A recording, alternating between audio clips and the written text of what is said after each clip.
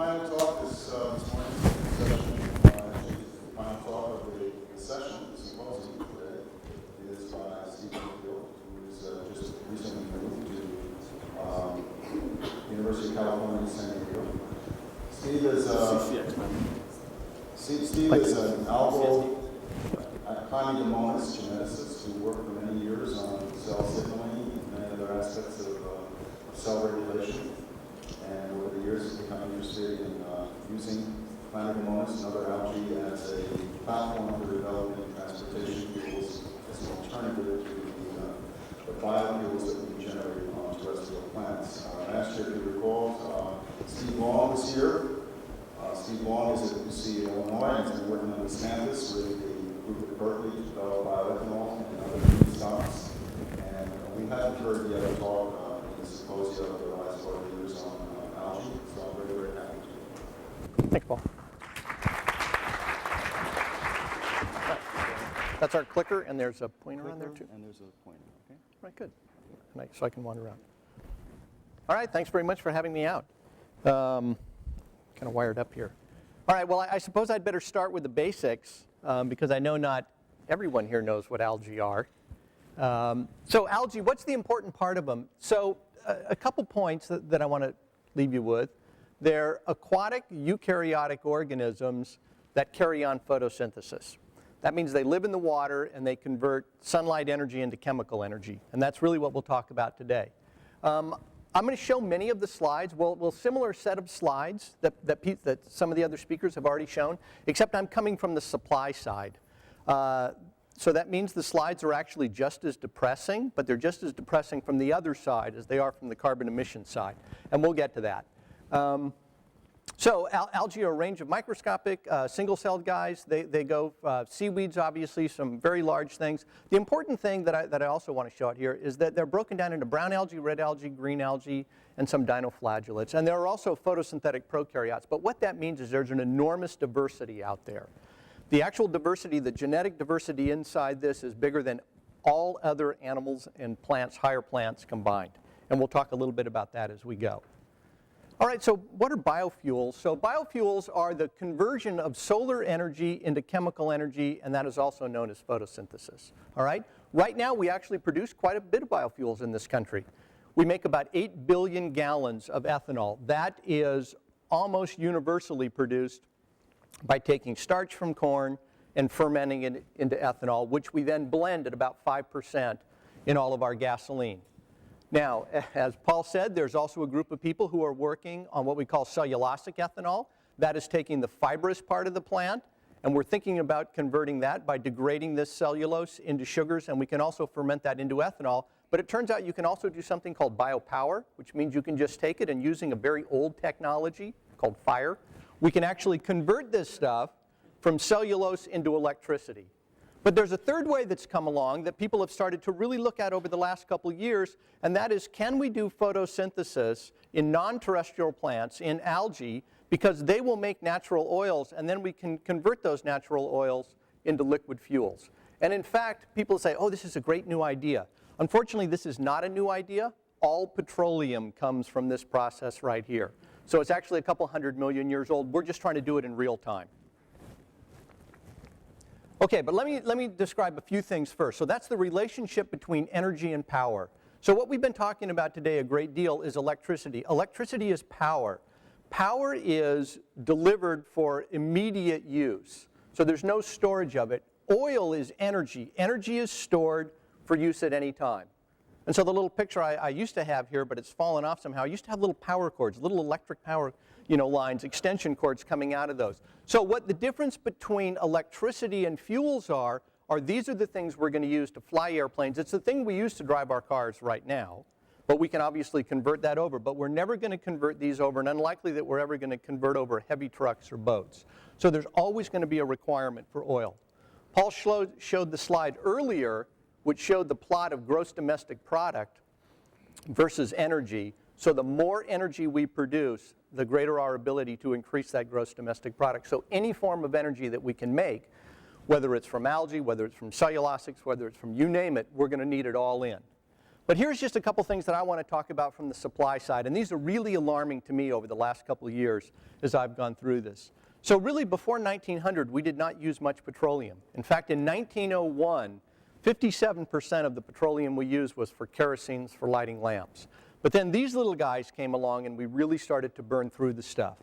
Today, so in 1900s, we sold about $0.4 billion worth of petroleum. Today, that number is up to $5.8 trillion worth of petroleum worldwide. And that number is on its way up enormously, going up as the rest of the world wants to come up to our standard of living. So the primary sources of energy today, crude oil is about 36% of what we use. Most of this, as we've said, goes into transportation. Natural gas, coal, and uranium, these things go into generating electricity. And in fact, as we've been discussing today, there are other opportunities, or there are opportunities out there for generating electricity that we're going to do in the future, hopefully to displace coal and natural gas. But right now, there aren't very many good replacements for liquid petroleum. And in fact, here's the projection. Something has to fill the gap left by our shrinking oil reserves. So this is current fossil fuel reserves today by type, just for the oils. So here's conventional oil. This is the stuff we pump out of the ground in Saudi Arabia, a little bit still here in this country. We also have the tar sands. We have the extra heavy oils. These are the ones that have just been discovered down in Brazil. This is what it's projected to be by 20 and 30. So because we're running out of these reserves, we've got to fill them up with something. And in fact, people have already committed that we had better come up with a very large amount of bioenergy, of biomass in there, advanced biofuels as it's called, to replace those things.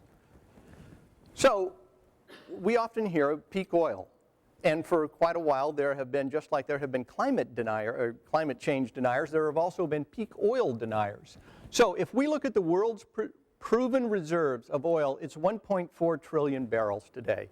That's an enormous number. That seems like a lot of oil. Here's where it's added up. So in Saudi Arabia, in the Middle East, mainly in the Saudis, we have about 7.54 billion. Add all these things up, that's where you get the 1.4 trillion. Only about 30% of that is conventional, as I said. The other 2/3 is coming from other things. But that seems like a relatively large number until you put that on an energy scale and how much we're really consuming. So today, worldwide, we consume about 15 terawatts of energy. So if we add all in, and we say, well, how much coal is there? So this is all the coal known reserves we have today. We can get about 1,013 terawatt years out of that. Oil, about 582. Natural gas, about 539. Here's the one that really alarmed me. Nuclear, something between 60 and 300. I was like, I'm sure like most people in this room, under the assumption that nuclear power went forever, or for at least a very long time. No, it turns out the way we burn it right now, the way we use it right now, which is uranium, that's a relatively limited supply. So if we add all of these reserves up, everything that we've known that's out there right now, we have about 2,194 terawatt years of energy left. As I said, we consume that at about 15 terawatts per year now, but the rest of the world is catching up with us, and by 2030 we'll be at 30 terawatt years. 30 terawatts per year, and by the end of the century we'll be at about 48. So that's just assuming a 2 to 3% growth rate. So if we add all these up and divide that by our burn rate, we will run out of all energy reserves in 2099. That to me was really alarming when this came up. This was by the International Energy Commission. These are not numbers that I have added up. You often hear in this country, oh, we have hundreds of years of coal left. Well, we have hundreds of years of coal left because we don't burn that much coal in this country, and we import 15 million barrels of oil a day. But if we cut off that, we've got about 40 years of coal left. So can this really be true? Can we really be that much out of oil? So here is, I love this one, I actually stole this one off the internet. This is oil production in the time frame from the birth of Christ to the year 2500. But you might as well say this could be from 200 million years ago. We could actually have this go back a very long way. So 1901, we started to burn this stuff. 2005, we hit our peak. We're on our way back down. We're going to burn through the stuff before the end of this century, right? And we simply have to find a way to replace that. But you know, the oil companies, and I've talked to all of them. I've talked to Exxon and BP and everybody else, and they tell us, oh, you know, the reserves are going to go on for a long time. But here's another one that really struck me, okay?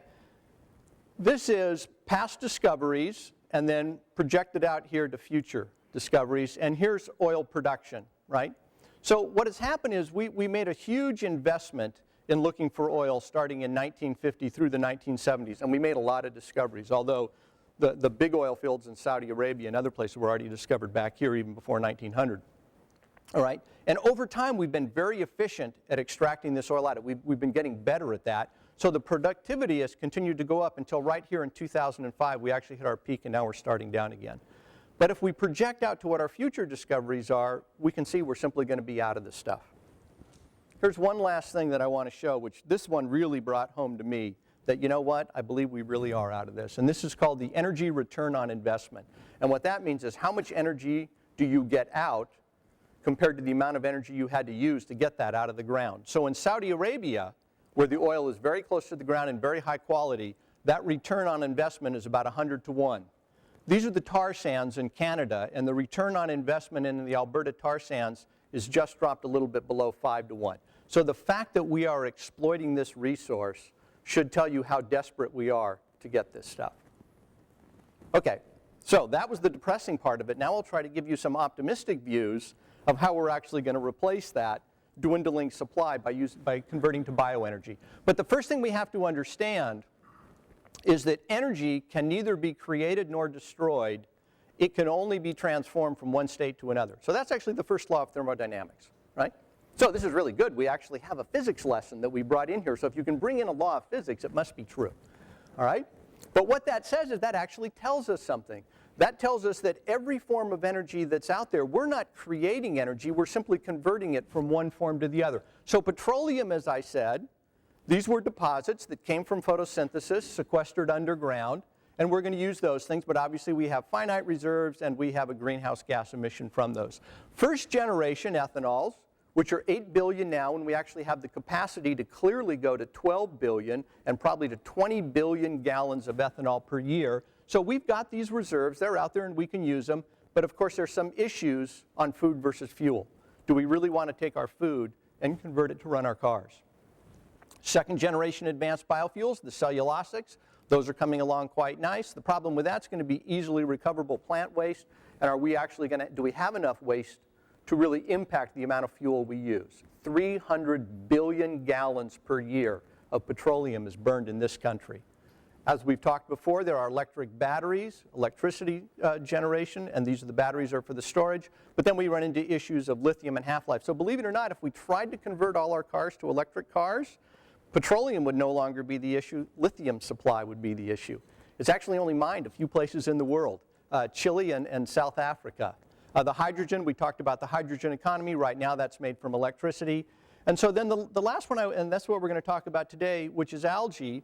Now algae obviously has the capacity to convert solar energy into chemical energy, so that's very nice. And what's really limiting on that? What's limiting on that is we've never gone to scale with these beasts.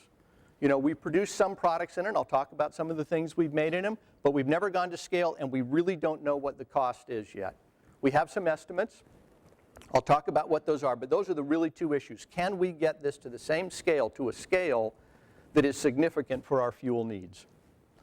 Okay, so why are we going to use algae as an energy source? First of all, it has the ability to scale. Whether we can get there or not is a separate issue, but at least we know that we can look at the oceans, we can look at this stuff, and we can say, okay, we have the ability to go to scale. Obviously, at least we have the potential to get the costs down there. Sustainability, meaning that at least on our initial estimates of carbon footprint coming out of this, they look very good. They look at least as good as the cellulosics. And then the final thing is that they're actually an oil source. So we're not making a fuel like ethanol that is non-fungible that we would have to develop a new infrastructure for. We actually make oils out of here that are perfectly fungible, meaning that they drop right into our existing structure.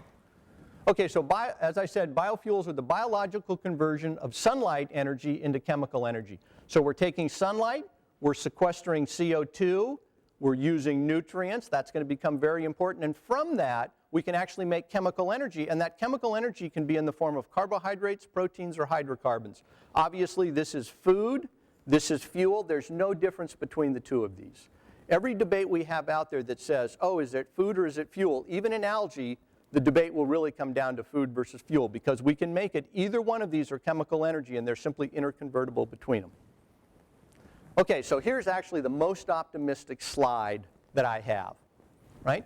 And what that says is the world consumes 15 terawatts of energy every year. 85% of that is in fossil fuel. Here's the really good news. The sun provides 86,000 terawatts of energy every year falls on the planet. Well, if you do the simple math, that says we just need to get 0.0001% conversion, and we are there. We have solved our problem, right? But obviously, as you can see, what some of the problems are is that a lot of that sunlight is landing out in places we can't use it, and even in the places where there is adequate sunlight, something else is going to be rate limiting, and that's what we'll talk about now. And what those rate limiting things are going to be: nutrient, water, etc. Okay, so how do we convert sunlight into chemical energy with algae? Well, first of all, we grow it.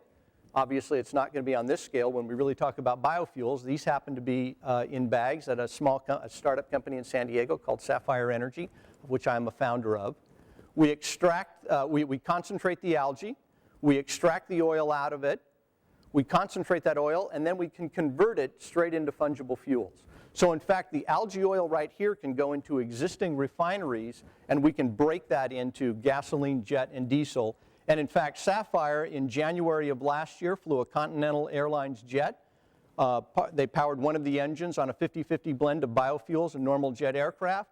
They drove a Prius from San Francisco to Washington, D.C. last year on diesel, swapped the engine out, and drove it back on gasoline. So from algae, we have already made all of the fungible fuels, all of the fuels we need. We've made gasoline, we've made diesel, we've made jet. So we can do it. There's no biological mystery of whether we can do it or not. The mystery is, can we actually drive the economics of this, and can we make it even come close to competing with petroleum? So here's the algae biofuels production chain. Okay? So we know what we need to do. We know what the steps are. The first is, and this is really where we are right now, is in strain development. So we've gone out, and as I said, there's an enormous diversity of algae out there. Some people estimate there may be 3 million different algal species out there. None of them have been domesticated. Or the ones that have been domesticated, very subtle changes have been made to it. So we're actually right now out there just looking around, many people in this country and worldwide, trying to find the best possible strain. The best possible strain means ones that grow quick and produce a fair amount of lipid.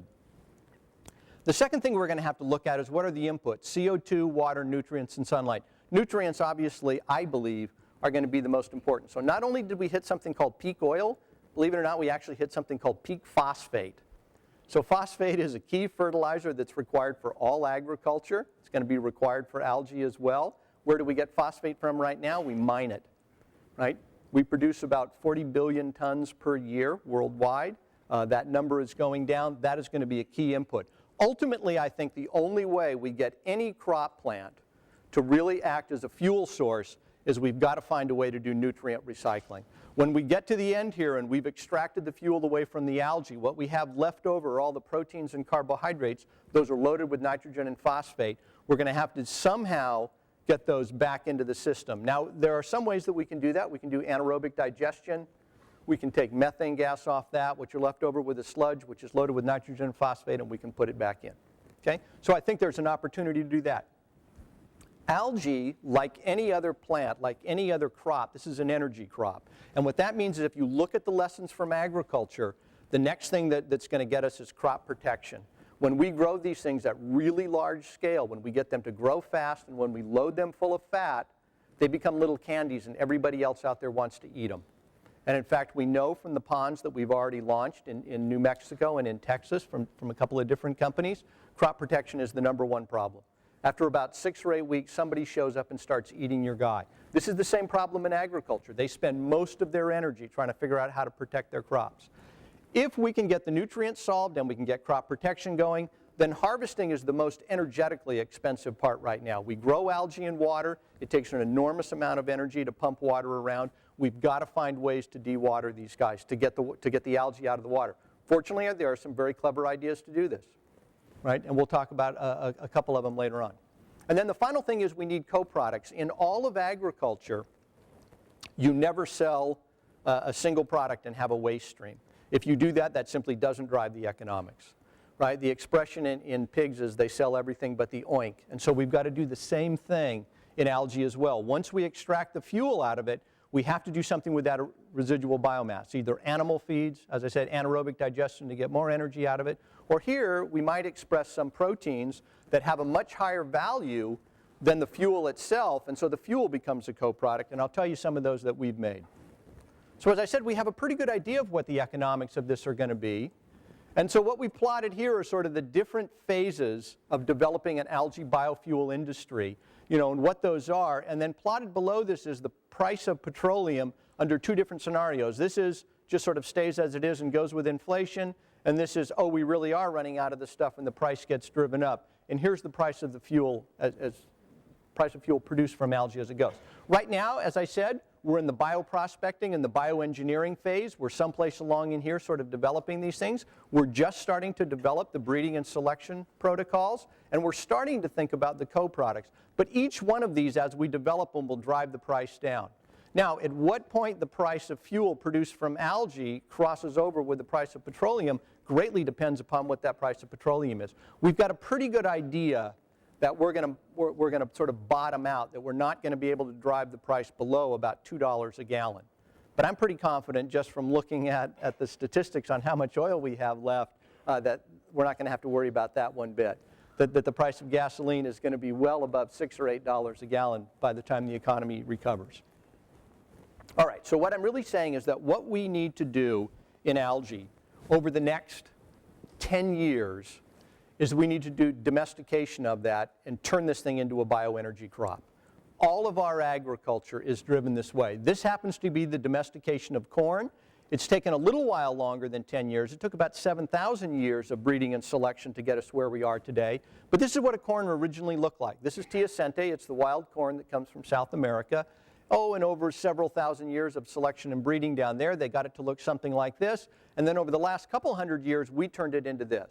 And this is what allows us to feed the world.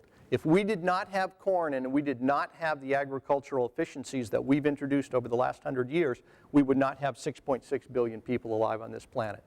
One of the other alarming things that I think people have really sort of missed in this whole energy debate is as we run out of petroleum for our cars, we're also running out of petroleum to make fertilizer. So the productivity of corn has actually dropped the last 3 years.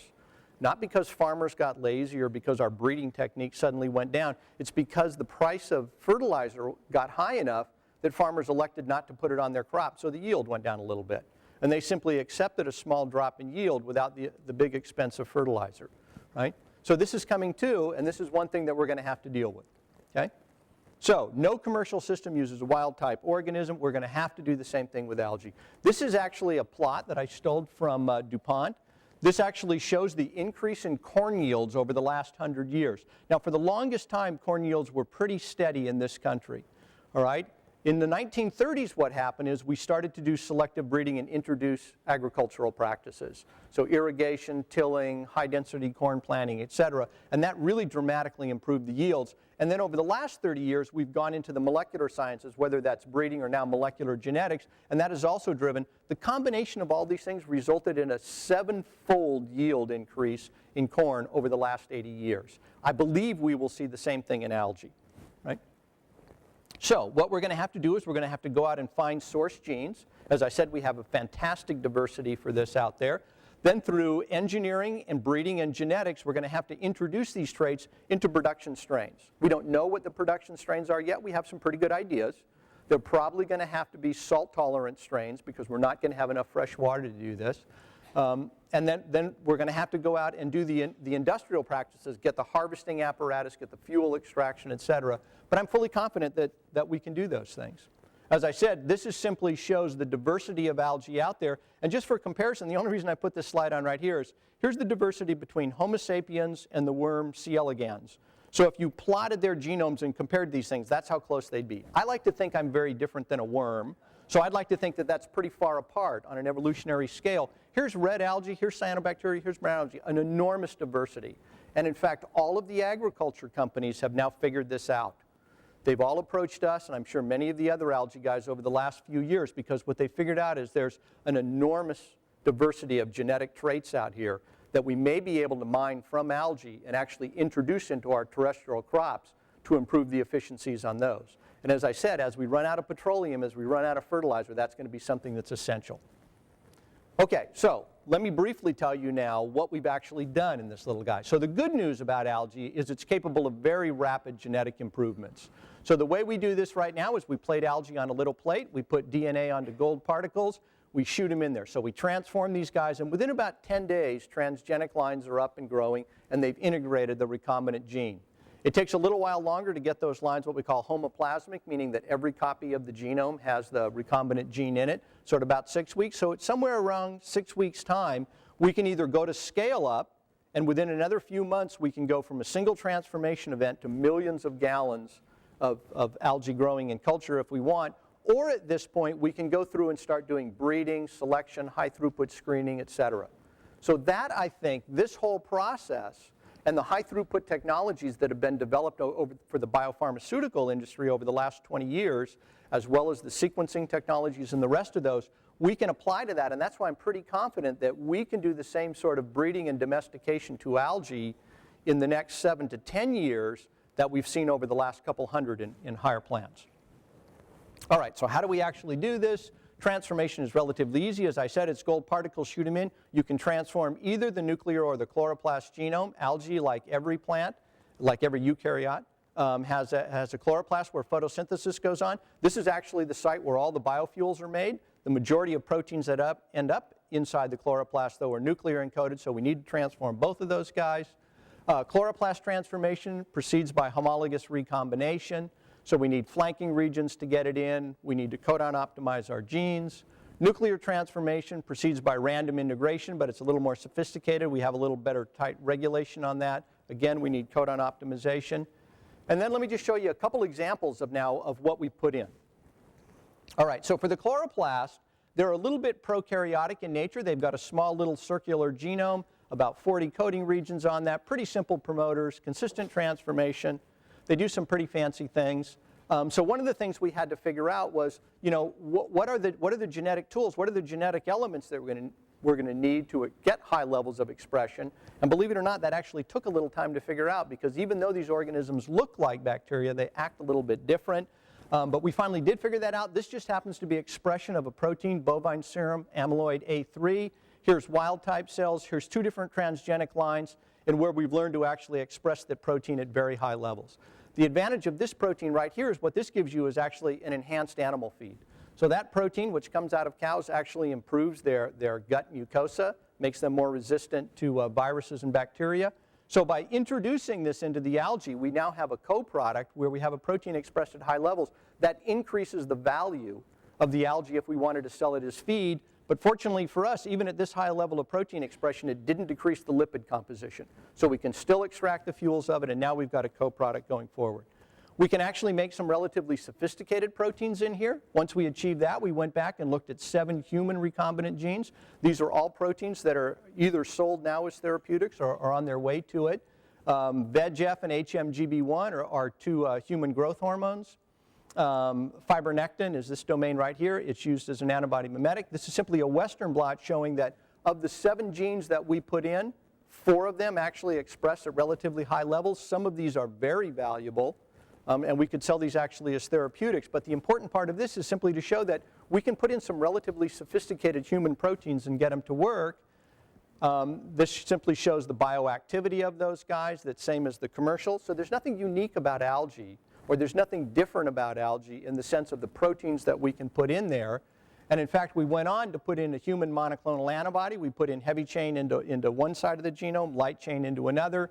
Here's accumulation of the light chain protein. Here's the heavy chain protein. It accumulates perfectly well. And here's the binding activity of an algal-expressed human monoclonal antibody compared to the mammalian-expressed guy. So we can make very sophisticated proteins in this guy. We can do all of the engineering we need to do. We can essentially put in, we believe, almost any protein we want. Now, if we can put in any protein, that means we have the opportunity to introduce co-products, as I've just showed, that might be therapeutic proteins. We can introduce proteins that might give us crop protection, but we can also change the metabolism of these organisms and make superior fuels. So one of the things that we thought to try was, this is simply the pathway for the synthesis of beta-carotene. Beta-carotene is an isoprenoid. It's also the precursor of vitamin A. This is what makes plants orange right here. But that turns out to be a pure hydrocarbon, and you can actually crack beta-carotene into gasoline. But an easier route to that is to get something called monoterpenes. So these are C10s. These are made in many different plants. And the one we chose to try is a single enzyme that takes geranyl pyrophosphate, converts it to the monoterpene limonene. And limonene is the C10 compound that's inside the peel of citrus, both limes and oranges. So if you ever take an orange or a lime, squeeze the peel into a flame, what you'll see is that a liquid will squirt out that's flammable. That liquid is limonene. So this simply shows a Western blot analysis showing we could introduce that gene into the chloroplast of the algae, and this is a GC trace against wild type showing that we can now make the C10 limonene. So C10 limonene actually turns out to be 137 octane gasoline. We could burn that straight in a car if we wanted to. But we could also take some of these other guys and crack them. The problem with the C10 is it's volatile. It goes off. That's why oranges and citrus smell good. So if we're going to go to really large scale, we probably don't want that. We don't want to drive these things. So then we came back and said, can we make larger ones? Could we make novel C30s that would accumulate? That actually takes two different enzymes. So we put in both of those enzymes. And here's simply accumulation of that C30 in wild type and two different transgenic lines.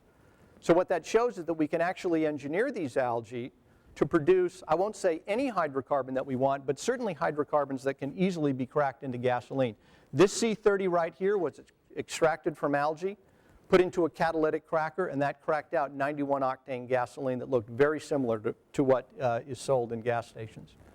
So what's the full production strain of algae going to look like? What's the strategy going to be?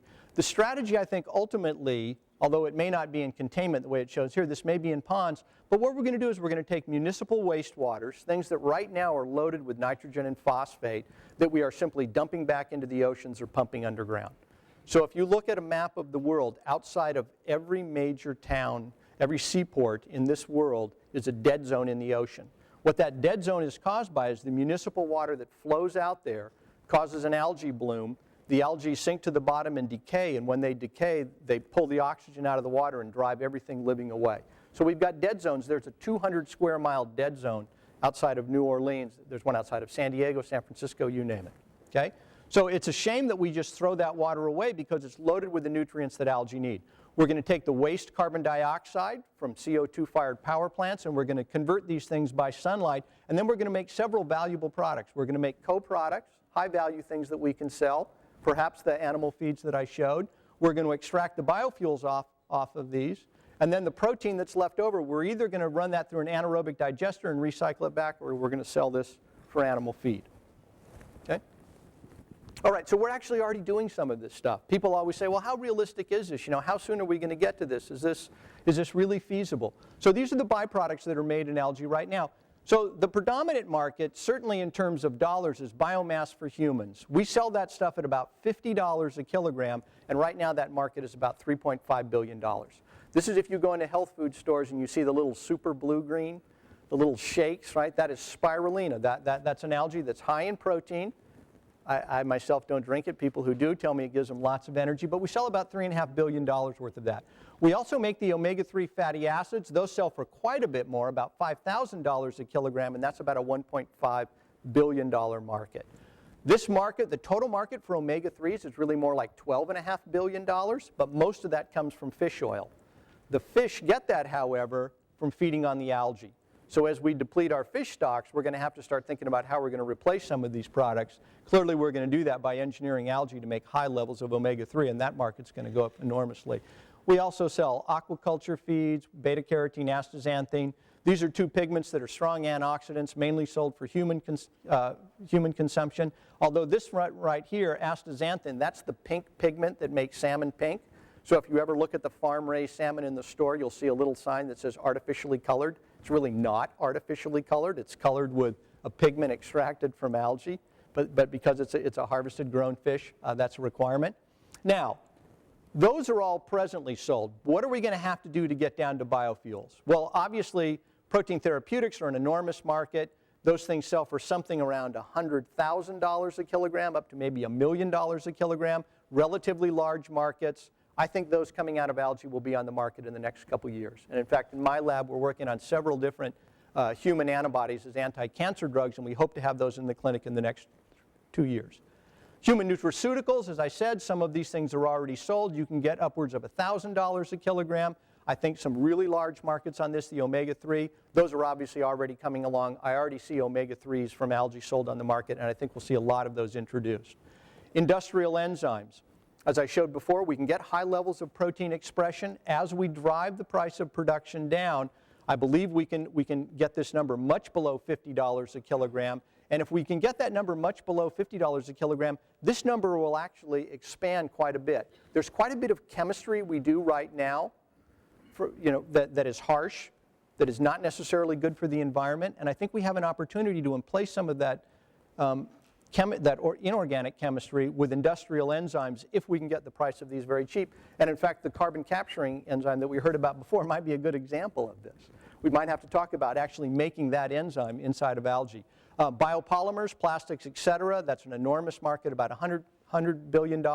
That will clearly come online a little bit before the biofuels were, simply because of price. But the very last thing we're going to get is biofuels, and that's because the price of that, even though we complain about gasoline at $4 a gallon, $4 a gallon is still less than $1 a kilogram. That is very cheap. It's one of the cheapest things you buy out there. So we really, in order to get to this scale, even though we know we can already do it in algae, we have to drive this to an enormous scale if we are ever going to get these prices down to this level. But if we do, in this country alone, that's a $1.5 trillion market, 10 times bigger than all pharma combined. So I think the opportunities are there, and I think we'll get there. Now, some people, as I go around and talk, I'll often hear from people and they'll say, oh, look, we're never going to pull biofuels off. This is such an enormous number. There's no chance. We burn 300 billion gallons of gasoline, of fuel, in this country every year. How on earth are you ever going to replace that? Well, this simply shows the oil content of our different biofuel crops that we have out here with algae at the bottom. And right now, our biodiesel yields, in terms of gallon per acre, are something around 2,500 to 3,000 gallons per acre. But we think as we make improvements in those strains, we will be able to drive this up to 5,000 gallons an acre in the pretty short order. Okay?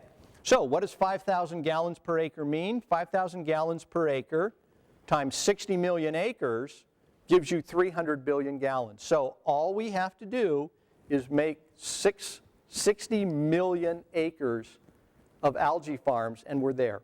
That seems like an enormous number. I know you look at 60 million and you think, that's just, no wonder these people are cynical and say we'll never get there on biofuels. But actually, if you look in this country, how much food do we grow right now in terms of our crop plants? So this is millions of acres under cultivation, and corn in this country right now is about 90 million acres. Soybean is up something around 67 million acres, and wheat is around 50 million acres. So these are all numbers that are on par. In fact, all of these exceed what we'd really need for algae. And if you really want to be cynical about it, only 1.5% of the corn crop goes to feed humans. So corn flakes, that's only 1.5%. The vast majority of it goes for animal feed, and about 25% of it goes to make ethanol. And that number's going up. It'll be 30% next year. Well, 30% of 90 million is already 30 million acres. So if I simply took the acreage that I'm using of corn to turn it into ethanol and put that same into algae, I'd be halfway there. Okay? So I just want to leave the students here with one last thought, right? And this actually comes from Teddy Roosevelt. And this is, do we really have a chance? When we look at all these depressing numbers, do we really have a chance to replace petroleum with algae oil or with any other biomass crop? And all I can say is this: it is not the critic who counts. The credit belongs to the man who is actually in the arena, who at the best knows in the end the triumph of high achievement, and who at the worst, if he fails, at least he fails while daring greatly, so that his place shall never be with those cold and timid souls who know neither victory or defeat. So what I would say to the students here, don't be a cold and timid soul. You've got about 90 years left to figure out how to get biofuels to replace petroleum before we have to fully turn the lights out. And I think we have some enormous opportunities ahead of us if you guys will just dig in and get this done. And I'll finish it there and just tell you that you can follow us. I'm director of the San Diego Center for Algae Biotechnology. That's our website, and you can follow our further adventures there. And thank you very much for your time.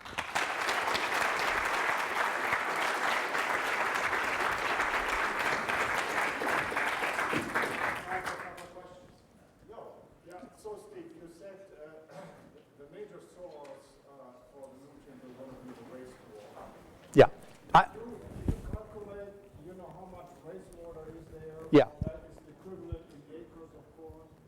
So the major source will not be the wastewater.